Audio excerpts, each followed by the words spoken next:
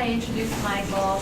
Michael Larson is a professor of psychology and the Neuroscience Center and editor-in-chief of the International Journal of Psychophysiology. His research uses neuropsychological measures, event-related potentials, and functional MRI to test hypotheses on how the brain exerts control of behavior and adjusts in the presence of conflict and error. Oh, by the way, this one, Michael actually prepared for me. So he focuses a lot of time on improving the rigor and replication of the psychophysiology research, including guest editing a special issue of the International Journal of Psychophysiology on this topic, and implementing registered reports as a method of publication. When not working, Dr. Larson enjoys being out with his wife and 2 children, cycling, water skiing, and horseback riding. And he forgot about this, but I added. He is a recipient of Martin B. Hickman FHSS Innovation in Teaching Award for 2018 to 2019. Michael Larson. Thank you. So we're going to have a little fun today, talk about some things that are a little different for some. So those who are in the psych department have heard me talk about these types of things a lot. When I say things, I'm talking specifically about rigor and replication. Some of the problems not only psychology is experiencing there, but many fields are experiencing. And our college right now is kind of in the crosshairs in this regard. I don't delve into every department, but literally every field right now, science, medicine, natural sciences across the board, are struggling a bit with how to handle these challenges to rigor and replication. So one thing that I've had hallway conversations about, informal conversations with several faculty, is this idea and how we handle it in our teaching when a lot of our studies that are existing in our field and other fields don't replicate. So that's going to be a lot of the focus, but I thought I'd start with a couple stories because you guys know how much I like my stories. And a Larson talk wouldn't be a Larson talk without a horse story in it. So some of you have heard part of the first one, some haven't, but my father was a manager of a ranch down in central Utah. So I got to go help with a lot of the cattle roundups, moving cattle, pushing herds. It was a lot of fun. I enjoyed it. I'm kind of a city boy cowboy. But one time we were out there with my dad, my uncle, and my cousin, and we had some horses. Ranch horses, they don't really name them because they don't need to. They just use them, right? So like you think of other horses, they have names. Not ranch horses. They're the mare and the roan and the brown one. Like that's how they do that. But we got some nice horses, and I was on a nice roan, and I decided to name my roan Frank. Frank was a mare, but that's all right. It's not really important for the purpose of this story. But my uncle decided to run his horse down the lane to go after some cows. So he spurred his horse and took off. I thought, hey, running a horse sounds like fun. So my cousin took off after my uncle, and then I took off after both of them. So we're sprinting. We had our horses in a dead sprint going down this lane. My uncle's hat flies off. And you guys know how cowboys are about their hats, right? So he reined in his horse as hard as he could. My cousin's trying to rein his horse in while I'm shooting down the lane as fast as I can, riding this mare, rolling the reins as hard as I can, yelling, "Whoa, Frank, whoa!" But Frank had no idea who Frank was, right? And had no intention of stopping. Ended up just butting right into the back of my uncle's horse. We were all okay after that, but it was just kind of an example of things getting started, okay? Once you start something off, it's hard to slow it down. And with the invention of personal computers, in the late 80s in particular, there was enough computing power for scientists, particularly scientists in the behavioral sciences, to begin to run multiple analyses on their data sets. Okay? And the incentive structure at about that time, the early 80s, began to change. People were spurring their horses ahead, and the incentives came, instead of for doing really rigorous science, to doing science that found positive results, right? To doing science where we could pump out higher numbers as opposed to getting it right, right? The computer generation changed how science was being done in a lot of ways. Okay? That's one story. Another story that's kind of interesting comes from one of the most famous psychology experiments that's ever been done. So Philip Zimbardo, back in the early 70s, did the Stanford prison experiment, which actually led to policy changes, led to a lot of changes in many different fields. But the idea of the Stanford prison experiment was he randomly assigned students to be in different groups. One group were the prisoners, one group were the guards. And over time, according to Zimbardo, over the course of 4 days, they began to take on the persona of the roles that they were assigned. So the guards began to be bullies. They began to be angry. They began to treat the people who were prisoners in more demeaning ways. Whereas the prisoners began to act very submissive, very diminutive. One prisoner even suggested that he had psychotic symptoms, that he felt like his insides were burning up and that he was starting to see things. Okay? Well, not too long ago, a few months ago, a researcher began to look into the diaries that Philip Zimbardo had kept regarding this study. Turns out, Zimbardo had been going down to the hallway where they were conducting that experiment every single day and coercing the guards into worse and worse behavior, saying, how have you been bullying, how have you been pushing the prisoners? Okay? He then talked to the prisoners and say, do you feel like, he was planting these ideas, do you feel like you're getting more submissive? In fact, one of the participants, the one who said it's burning me up inside, who reported the psychotic symptoms, said that he was told to act in a way that suggested he was getting psychological symptoms from the experiment. Okay? In his own words, like not directly quoting, but in his report, he said that he didn't feel that way at all. He was just trying to play along with Zimbardo's experiment. A third story, this one hit the fan a while ago, but this is Brian Wansink. Brian Wansink is a marketing researcher, trained in lots of things, including psychology and nutrition. But Wansink wrote a book called Mindless Eating. Have you guys ever heard of this book? You guys ever heard if you eat on a smaller plate, put your food on a smaller plate, you're going to eat less because it doesn't look as big? You ever heard if your soup bowl's full, that you're more likely to eat more because your appetite is based on psychological cues, not really on satiation cues from our body? So he had some really clever ideas. So this is his famous soup bowl. His soup bowl would keep refilling in some conditions so that the participants would keep eating whether or not, the idea was to test whether or not they keep eating if the soup bowl just remained full. And his results suggested, over time, that things like a never-ending soup bowl, or things like putting smiley faces on the carrots in the lunchroom, or things, all sorts of policy things like that would lead to more healthy or decreased eating. So much so, he was placed on government panels. He had tens of millions of dollars in NIH funding for this giant program. Well, he put out a blog. He only wrote one post ever on his blog. In that post, he criticized one of his postdocs for not getting anything out of a data set. He handed a postdoc a data set.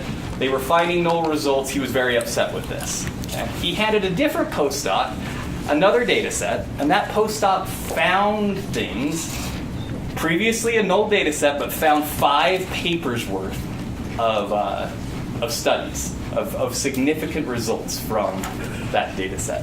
Wansink went on to praise the postdoc who found, this is what you do if you have hustle, this is how we do it.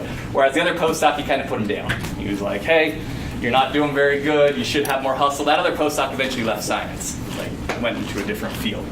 Well, this set off some fear. In fact, I remember where I was when I saw that blog post. I texted my 2 buddies and I'm like, this is going to hit the fan. And sure enough, it did. People started digging into Wansink's research.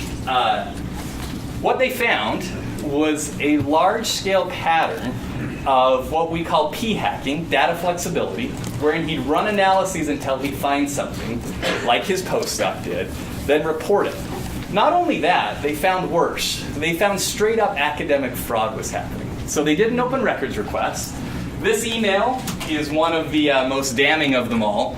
But this is an email from Brian Wansink to David Just and Colin Payne. That name ring a bell to anyone? One of our proud BYU alums. Right here.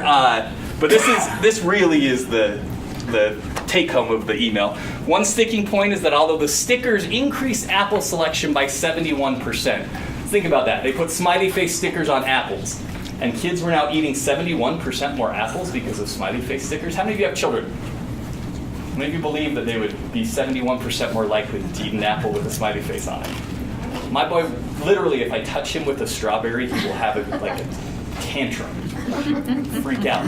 He's not going to be 71% more likely with the sticker. So that's one thing. But second thing, for some reason, this p-value is 0.06.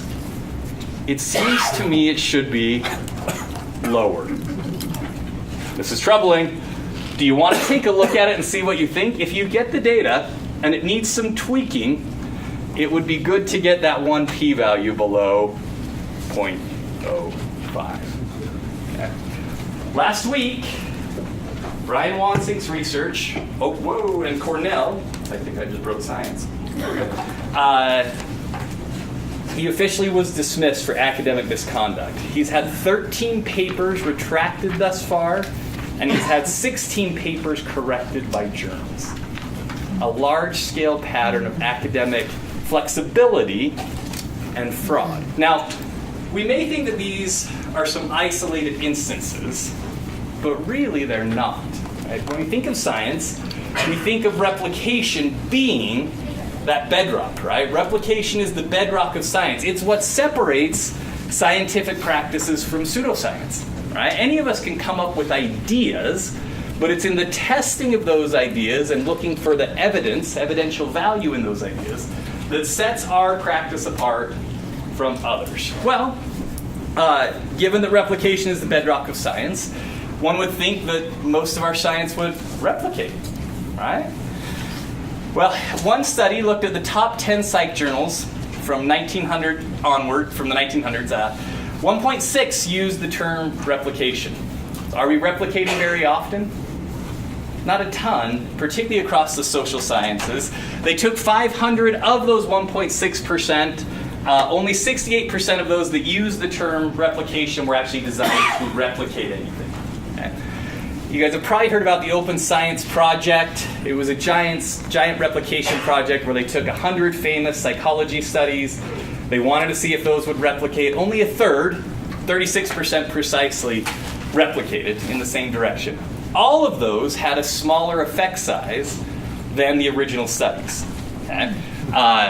And a third of them wouldn't even have sufficient evidence for even existing. In fact, one study, or one portion of that study, showed that only those that had p's less than 0.025 were even close to replicating. This ultimately led to a group to suggest that p of 0.005 should be our new standard.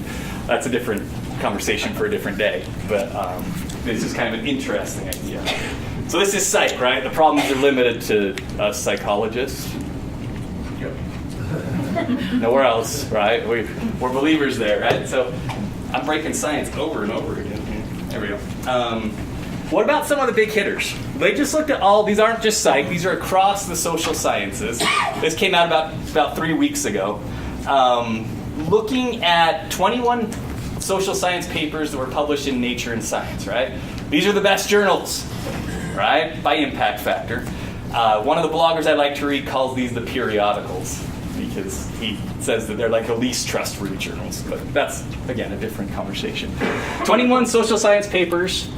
It was better than the original psych replication project. 13 of the 21, about 62%, were in the same direction as the originals. It's good to go in the same direction. That's promising. But the observed effects were on average 50% smaller of those 2/3, so of the 62%, the 50% smaller. They also had this prediction market. And this is my favorite part of the paper. They had 200 scientists who they gave these studies to and said, which ones do you think will replicate? Okay? Those scientists, before the replications came out, predicted a 63% replication rate. 62? 63. Pretty good, right? They could predict which ones wouldn't replicate pretty accurately. It correlated 0.84 with the actual replicated work. And they came back with some key points. Which studies replicated? Well, it was the studies whose findings weren't on the margins that were adequately powered within group studies. Okay? Those are the ones they predicted and that weren't surprising. Those are the studies they predicted would replicate. The opposite they predicted wouldn't. Studies with between group findings, small sample sizes, and surprising. Okay? Nature and Science are known for surprising findings, right? That's kind of their shtick. So pretty interesting stuff, but it's not just a psych problem, it's a problem across sciences. Just to try and give some love to other places, 53 biomedical studies that they tried to replicate over the course of 10 years. Many of these were genetic studies, drug studies. Very few replicated, only 6 of the 53, so 11% in that particular study. And these had spawned whole fields. There was one, this is the most vexing to me as someone who's had life experience with cancer, but one of them had spawned a whole line of cancer research based on the wrong type of cell. They were calling a breast cancer cell a prostate cancer cell. And it had a whole line of research off of a wrong cell line. Okay. Others in our college, economics, the experimental economics replication project attempted to replicate 18 economics projects. It's about 61% were in the same direction, so similar to that Nature and Science one. But this one was the big paper that really caught my eye. They got 60 published papers from 13 different economics journals. And one of their inclusion criteria was that the paper must have a publicly available data set. So they could go in and replicate the analyses and find the exact same thing that the other people found, right? It's the exact same data. It should be identical. Okay? So they tried to reproduce those 65 papers. They got the original data, and their reproduction rate was only 49%, with data in hand. Okay. Have I set the table well enough? I'm kind of harping too hard on this. Right? We have a replication problem. Nature surveyed 1,576 scientists across many fields. I'll show you that breakdown in a minute, asking about whether or not we are currently in a reproducibility crisis. About 52% said yes, 38% slight, 7% don't have a Twitter account, and 3% said they just weren't sure on there. Okay? But look at this, y'all. So we're kind of, I think of our college as social sciences. These were from people in biology, people in chemistry, people in medicine, physics. We were part of the other group in this case. So it's happening across fields. It's happening across disciplines. And we need to be aware, right? From a teaching perspective, we need to make sure that we're educating our students on the importance of reproducibility and what it means for the science and for the skills that we're teaching them. Okay? So if you look at chemistry, some had tried to reproduce, so this is whether or not they've experienced a failure reproducing either someone else's or their own research. Look at this in chemistry. Over 80% had had a reproduction failure in their field.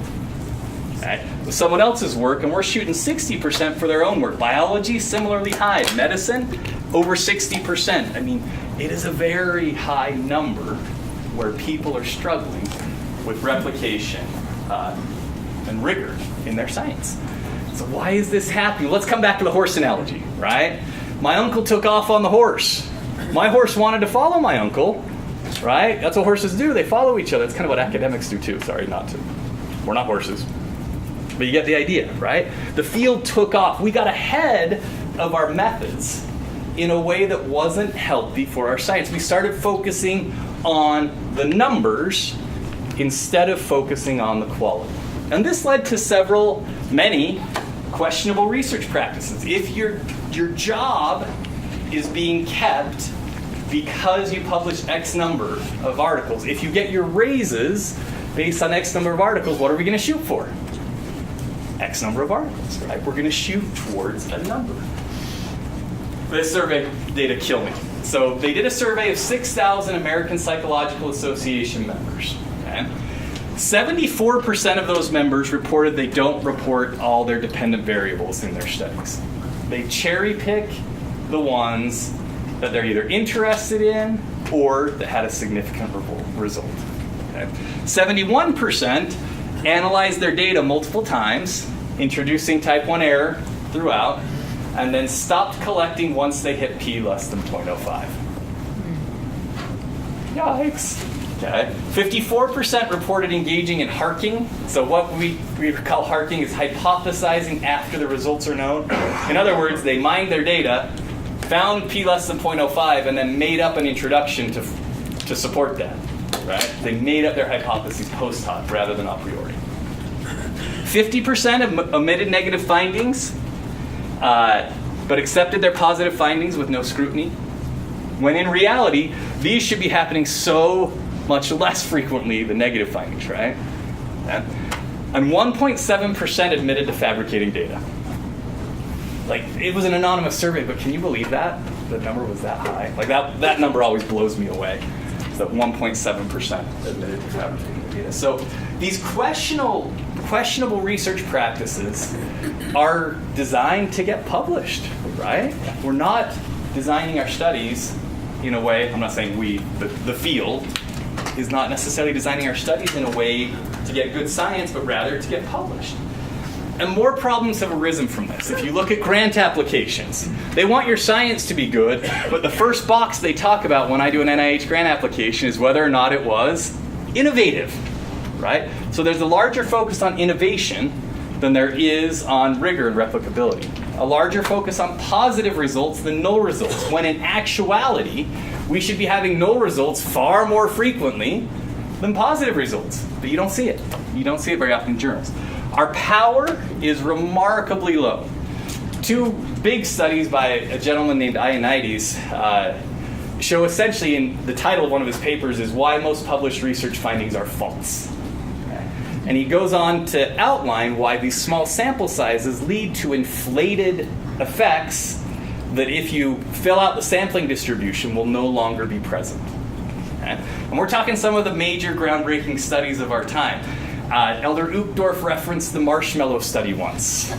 Yeah, that's one of the ones that isn't replicating very often. It's been spoken from the pulpit, but it doesn't make a doctrine. Right? Like, we have a lot of these types of studies that are really struggling. Another big one is that flexibility. So Brian Wansink would go and he'd take all his dependent variables, he'd put them together in various combinations, excluding those that didn't help, including those that did, and ultimately come to a story, right, that he'd then present, unless the p-value is 0.06. And if that happened, he'd randomly exclude, not randomly, he would systematically exclude people. He did one survey that he used in 5 different papers. Remarkably, that survey had 600 people every single time he presented it, but they had different categories, different numbers of males, different numbers of females, different age groups, but it was all from the exact same survey. Terrifying? Remember, policy was built based on his research. And that flexibility is termed different things. P-hacking, so analyzing your results multiple times until you find what you're quote-unquote looking for, increases that probability of type 1 error. Another gentleman calls it the garden of forking paths. We're making analytic decisions as we are collecting our data, right? Well, we have these exclusion criteria, but we need to increase our sample size, so sure, why don't you go ahead and include them? Adding noise, adding error. Okay? Which ends up happening is that we end up moving error around in our data all the time and then calling it significant results. But there's lots there. And then this focus on having clean and tidy studies. Page limits in journals. You have 5 pages to present these things. Okay? So you got to make it clean and tidy because you can't have a 30-page article outlining everything you actually did. Am I ringing, like, is this a lot of information all at once? We haven't gotten to the teaching part yet. But there's a lot here, right? I mean, there's a lot that's going on in our science. So this publish or perish culture ends up pushing for flexible analytics and high volume rather than rigorous and replicable practices. The incentive structure is rigged. Our incentives are rigged for individual success on getting it published rather than on getting it right.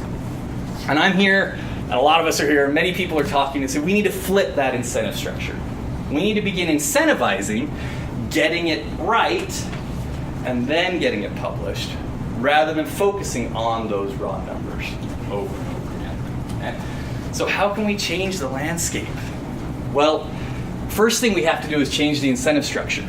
Right? I see a couple department chairs here. I see a dean here.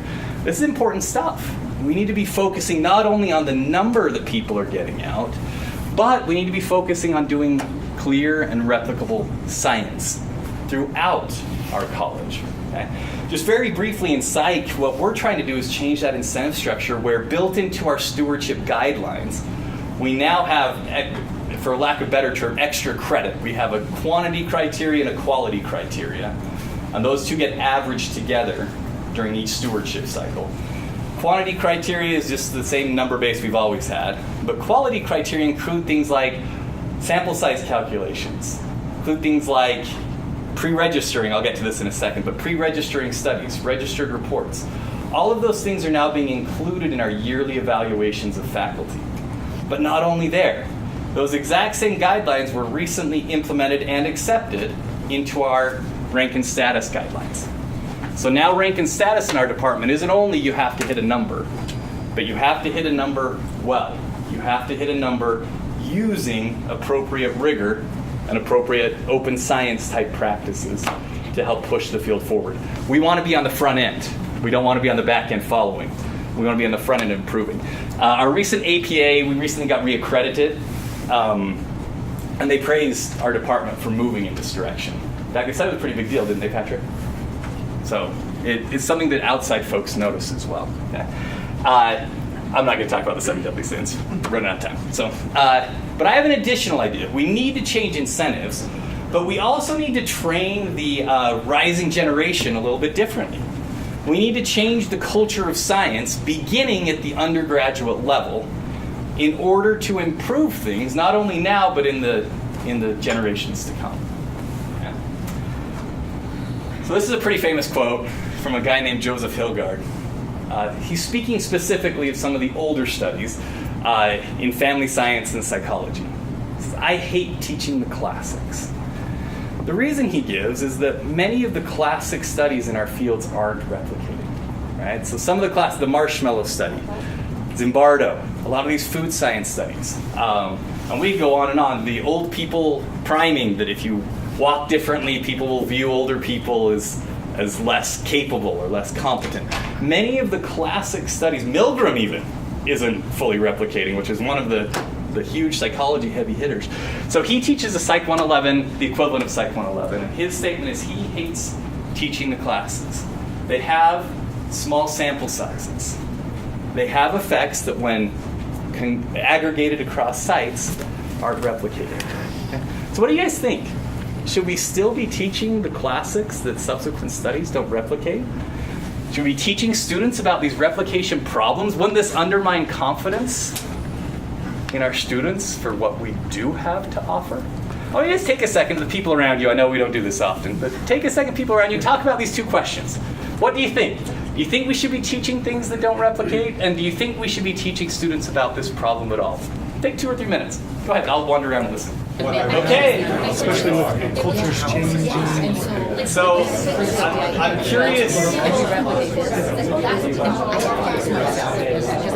I like this.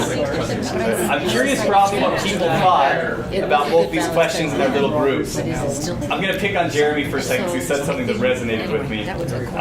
Jeremy, what did you and Patrick talk about for a second? Well, the comment that you heard was, well, what are we going to teach then? There's just, our textbooks are full of the classics, and so we would need to, what Patrick was saying, that we would need to maybe present what's there, but then with critique, and say, let's evaluate these. Okay, I like that. I heard Brock and Melissa had different viewpoints. Well, I guess I was saying I think that we should teach the classics and teach how much of the theory that we know about psychology or whatever is based on what we assume about these classic studies, but then showing that they don't replicate and how theories might be different if we had known that. And then I also think maybe if we teach students at like a 111 level that about this replication problem, I think it'd be a more interesting class. Like people would maybe develop curiosity about things rather than just memorizing this research or this study with this result. Yeah, I really like that.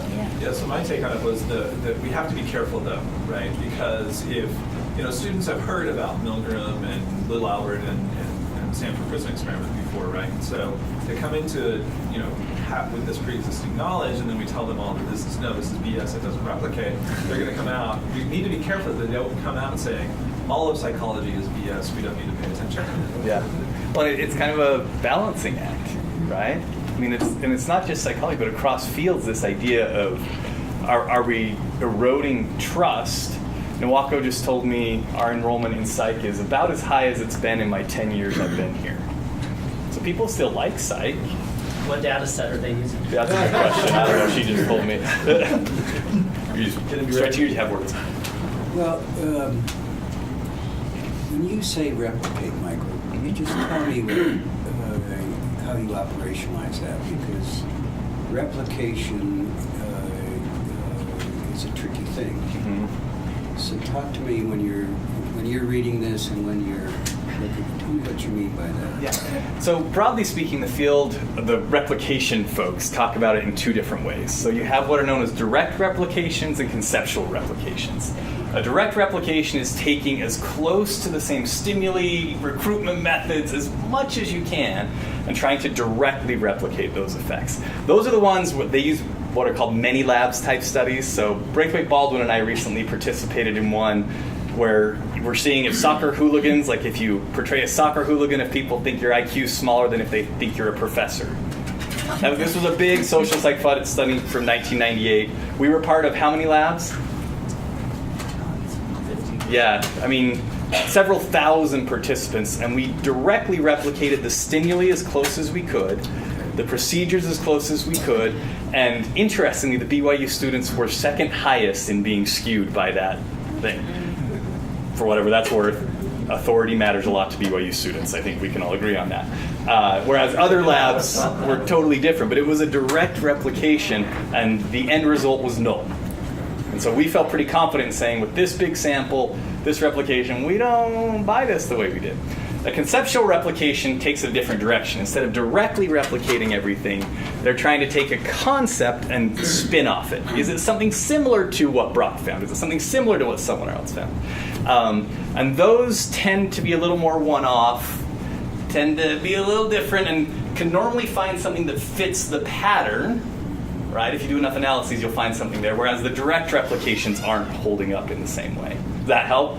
Yeah, because a lot of published science, back to your innovation piece, is I'm looking at Brock's work, but I'm tweaking it this way. Mm-hmm. I'm applying it to a new sample or whatnot, so it's not a direct replication, so that's helpful. Yeah, well, and one of the big criticisms right now is that you can find anything to support your finding. Right? So let's say that one study you find the hippocampus is more strongly activated during this memory paradigm than the other paradigm. You can go find studies doing electronic searches that support that. And then you run it again and you find it's less activated than the other group. You can go run your lit search and find a discussion section that supports that too.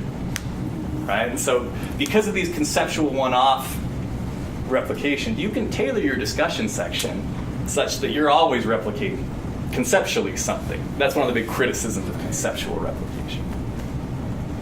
But these are interesting questions. Anyone else have any thoughts on these before I move on? Yeah. Yeah, just to twist that just a little bit, let's get back to the research methods. That classic, I feel the same way about that a little bit in terms of some of the theories. Yeah. Some of the theories have been completely disproven. I mean, the evidence is just completely, yet they're still taught as the classics, you know? And then a 3-second critique at the end that the students don't get. Mm-hmm. And I had that same thought. Why are we still, anyway. Yeah. We can get back to research methods, but I think the same thing about the classic theories that have been completely disproven. I taught in all the fields. I taught Freud last night. Literally. I taught Freud last night. And I kind of went home and felt dirty for lots of reasons. None of which you were consciously aware of. None of which I'm very good. Question. How much do you take into account that it's a totally different time period and a different group of people? And maybe historically it was true then, but maybe nowadays with all the different changes in our society, it's not. Yeah. So what do you do with that? I think you acknowledge it. I think it's a great point. Yeah, so could that account for why a lot of these are not replicable? Sure. Yeah, I mean, if you think students today versus students in the Milgram times in the early 60s, is there a different level of conformity? I mean, I now think and about then. the parenting Sure. theory out there. Mhm. How much that's changed from when Yeah. I raised my kids to now my grandkids. Mhm. And what I think about that is that it's meaningful, Yeah. right? And that we should perhaps not fully discard things, but Right. maybe contextualize things, right? Other thoughts? Yeah. Perhaps we should wash the definition of science from the claim of replicability, but that's not part of the definition of science. Mhm. Start there. It's an interesting idea. Like change the standards in some way. Not the standards so much as the meaning. Mm-hmm. Science is not what we have been raised to think of as. Yeah. So a difference in the truth claim. You know, it's not about truth. You can't handle the truth. Oh, I need to put that in like a quote in my research Yeah. methods class. It's not about It's not truth. about truth. Hal Miller. That's fantastic. I like it. So this is just my opinion, and everyone has an opinion. So this isn't truth. This is just my opinion. But my opinion, it's imperative, not just important, we teach them about the past findings, then contextualize it. Use it as a basis for how to teach them how to improve our fields and science today. This is just a tweet from someone that I really liked, but these classic studies are important because of how important critical thinking skills are. Someone back here mentioned fake news, and I was pulling right on this. I mean, if you think about Forbes' deep fakes of late, and all of the fake news that's out there, we need to be teaching our students how to evaluate what's real, right? And even if that changes over time, how to look critically at the different studies that exist. So I think discarding these would be a mistake, but I also agree with Rick that moving people forward thinking about false ideas is also incorrect, right? It's a context problem in how we do it. So I mean, there's good things there. A lot of these classic studies provide a broad and useful summary. They're catchy, right? The idea that my cognitive resources can be depleted so I don't perform as well on the next task gives me an explanation for why I stink of my second final relative to my first, right? It's catchy, it's sticky, it's useful. The outcomes are oftentimes provocative, they're interesting. Psych 111 is fun to teach, right? Because you have a lot of this in there. The introductory courses to all of our areas are fun to teach. But you also have the problems, right? We have these small sample sizes. The p-values were the focus, and they tend to be quite inflated in most of these cases. We don't have a lot of validity evidence that these studies carry on. I mean, the marshmallow study, I hate to rip on it because Elder Updorf used it in a talk, but it really isn't holding up in longitudinal studies. If you ate the marshmallows or not, didn't matter. Okay? New replications of it is not showing it matters, right? It's showing a difference in resources for the sociologists out there. People who had more resources didn't eat the marshmallow as much. It's totally confounded by resources. Okay. And the data tend to predate really strong focus on psychometrics. Now, Baldwin and Braithwaite are going to laugh at me because they assume here that we're currently having a focus on psychometrics, which they would disagree with. But we should be focused more on the psychometrics. So there's definitely pros and cons to going here. And there's also this idea that teaching weak evidence studies as classics could lead students to value creativity, right? To value these ideas, these theories, more so than actual rigor. Or the converse, that teaching about poor replication may undermine the credibility of our fields, right? We might be driving people away from economics or psychology or sociology, whatever it may be. So there's got to be a middle ground. Do you like how I did that? Concerns on either side and then this middle ground? I just want you to appreciate that. It's a teaching lunch. I was really proud of myself when I did that. You are indeed a master. Yeah, there you go. But maybe there's a middle ground where we teach both the original idea and some of the stronger methods and samples in a way that tests the theory, teaching them the appropriate research methods, teaching them to be critical of what they're taught rather than accepting it.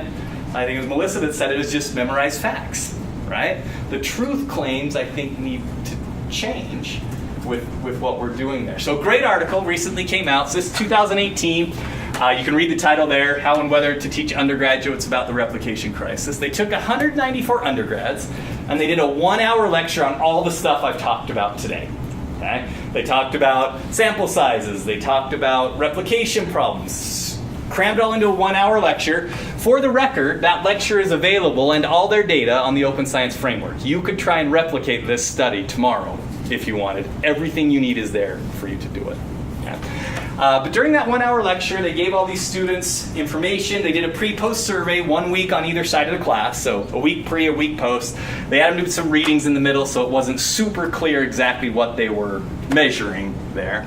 And what they found is their attitudes about the field, this was specific to psychology for the record, but their attitudes about the field were largely unchanged from pre to post, even after learning about the replication problems and the crisis. The exception was a little bit less trust in psych studies, but they countered that by saying they felt like psych was more like a hard science now, that we'd now become more rigorous by questioning our own materials and methods. So that was interesting. Their attitudes about science in psychology, though, went up quite a bit. So by the end of the study, 96% felt the reporting all details was important. Remember that 76% of those 6,000 psychologists didn't report all the details? So our students are now, in this study, saying this is important. More than 82% supported publicly posting data sets, having things, measures, methods, data being accessible to the public. Only 3% said scientists reporting replications were less capable than other scientists. And similarly, 3% said media attention was a good sign of good science. We've all learned from hard experience. The media attention may be the converse, which, for the record, there's history of bad experiences there. So where do we go? I guess that's kind of the point of this lunch lecture thing, is where do we go from here? Well, this is just my thoughts again after reading a bunch of papers, talking to a bunch of people, but these thoughts are mine. First, I think we have to acknowledge the problem. More and more people I talk to are acknowledging the problem, but it's remarkable. I gave a keynote on this in Italy a couple weeks ago. The number of people who came up to me after the talk and said, "You're damaging the field. Why are you pushing for this? We're right, you're pushing bad methods, you're doing," and I'm like, no. And it happened to be the organization that I'm the editor of the journal for, so I kind of went, we're never going to see a paper from you again, aren't we? And that was okay with me, right? But that's kind of the idea here, is there's still people pushing back, but as we become more educated as departments, as fields, and acknowledge the problem, then teach the classics with an eye toward rigor and replication, I think will benefit our students in the long run. And these are 4 possible steps from Joe Hilgard for teaching these classic studies. First, teach the concept behind the study. Don't talk about the data yet, teach the theory first, teach the big idea. Then move from the big idea into the famous study and how it illustrates that idea. Give it as a piece of evidence rather than the piece of evidence. Does that make sense? Like, it's a possibility here. Then, sorry, I'm a bad BYU professor, then teach the criticisms of the study, but include discussion of critical thinking, how you came to that conclusion, whether or not you think the first study is right, the second study, the third study, the fourth study. Teach them how to analyze a body of evidence in that, and what they can do as student scholars to determine what they believe, and if they believe in the rigor of the science. That's one way to approach the classics, by not removing them, but teaching students how to more critically analyze them. Okay? Second step, I think our textbooks need to catch up, right? A lot of what we teach is because the textbook we bought, or the textbook that the other instructors are using, has in there ego depletion. All right, I better teach ego depletion. It's in the textbook. I think we need to be more critical of our textbooks, A. And B, I think that there's a way around this. So Michael South in our department recently got a grant from our library to revamp the Psych 101, 111 textbook.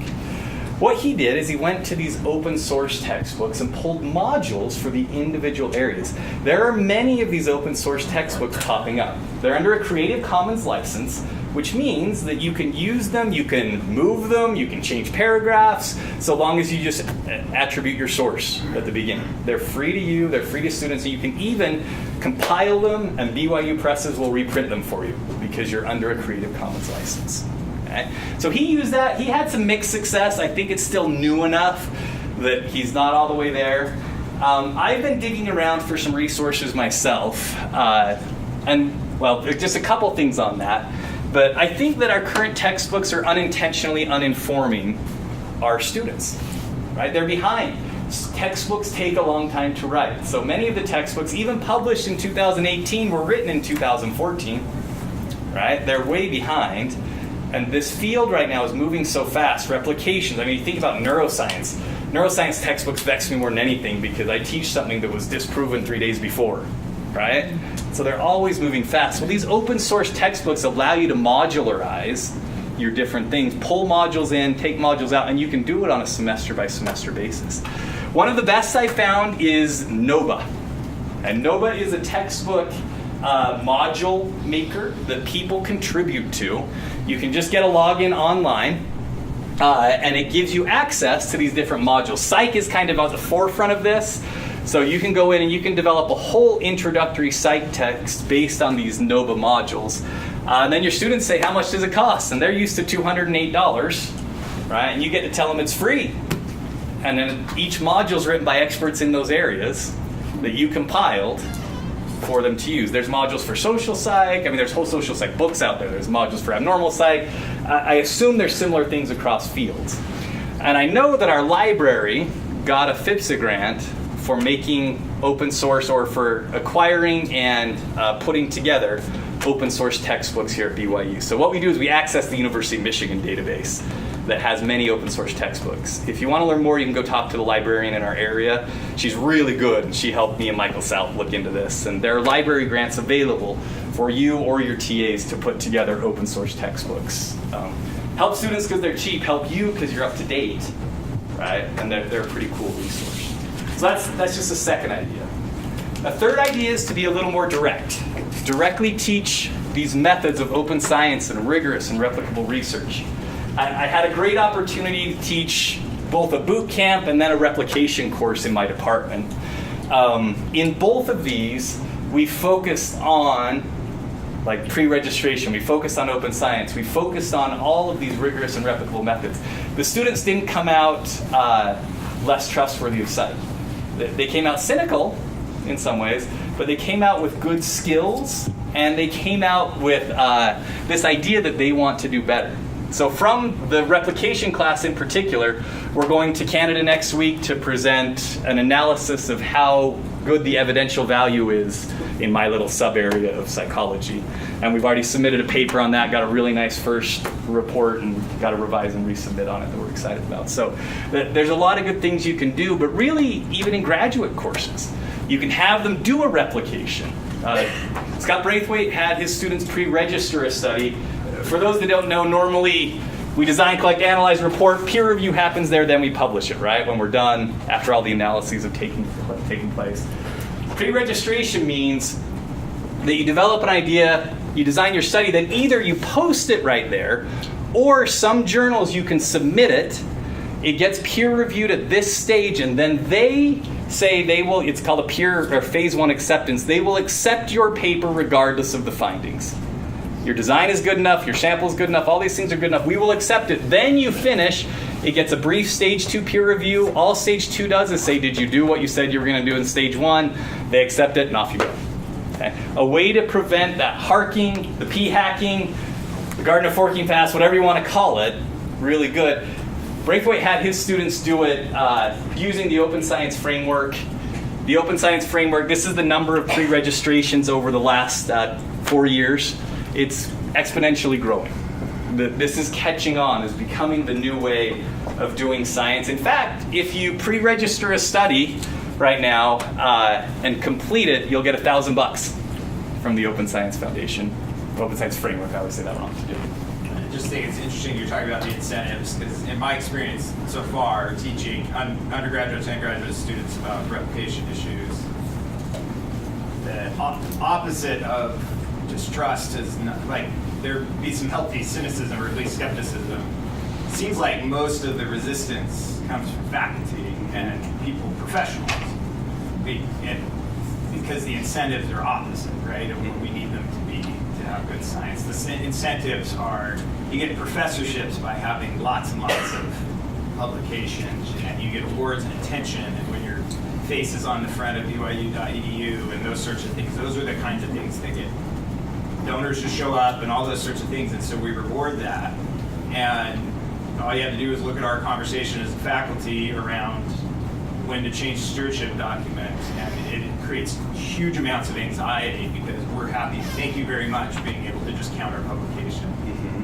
And so I've also started to include helping the students understand how the sausage is made for how these publications come to be, because you're taught the scientific method in grade school all the way up through high school, and it's the observe and collect data, and it's all very objective, and then you realize that, I don't know if this is what Hal was getting at, but that it's so much more a social game than it is about truth, that as it currently stands, that I think once they start to understand that, then in some ways I do think it ends up leaving them a little more empowered. Yeah, well, it's kind of like what Melissa said too. Like, they get to choose, right? It gives them the ability to say this is good and this is not. Remember that psych marketplace where 62% versus 63%? Like, we're pretty good at telling whether or not we're nailing it or not. And there's a lot of journals that are doing this. Last count, there was nearly 150 journals that were doing these registered reports. This just little moment of pride here. The journal that I edit is one of the first adopters of this, and so I'd like to show that off because, master teacher and such. So, what about the undergrads? Really cool thing I think Patrick Steffen's doing in his course, or at least we've talked about doing, is this collaborative replication education project, where they have put online studies for psych undergraduates to contribute to in giant replication projects. Right? So your psych methods class or sociology methods class could do a registered replication, and they've got everything there for you to do. They've got the instructions, you get a research certificate for completing it, the data you contributed to, how the instructors do their job, everything is there on this open science framework for methods instructors to use these with undergrads. Great opportunities that our undergrads are now starting to do. And then the last thing is that we have to work together more. We've been in silos, and you hear this all the time, but we've all been in silos in different ways. One of the most influential voices in this is Ionides. One of his former students, her name is Catherine Button. Catherine Button skewered the neuroscience field really, really hard. And she just talked about how low power undermines the reproducibility of neuroscience research. And she went through and systematically categorized how you really shouldn't believe any neuroscience research prior to 2010.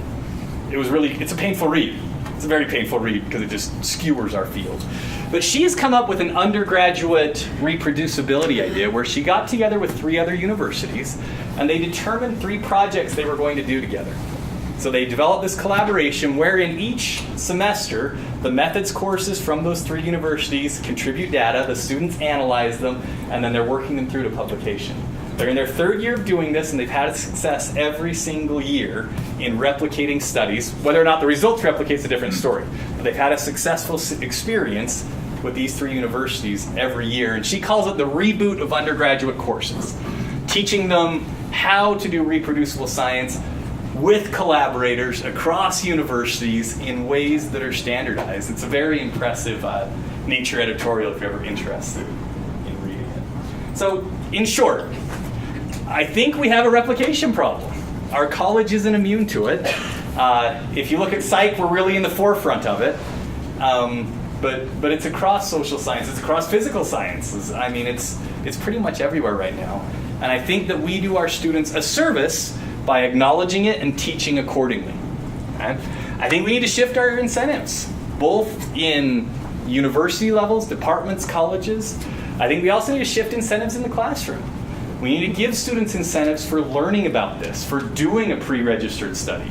There's one university that now is requiring all their master's theses and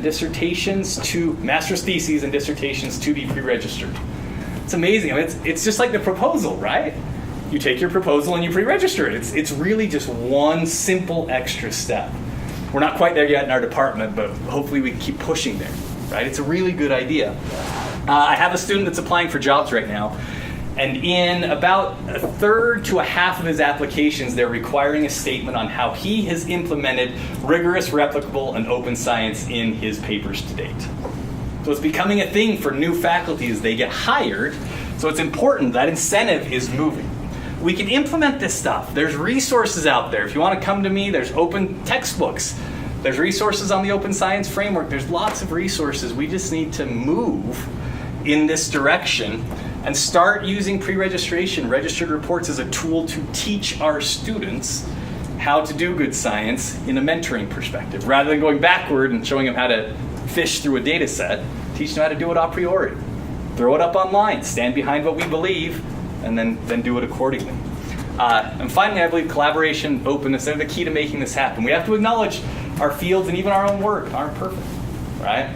And that we can continue to improve. And I think if we can do that, we can keep doing that. So thanks for suffering through this with me. 1 o'clock on the money. How'd we do? All All right. Okay, we're good. Thank you.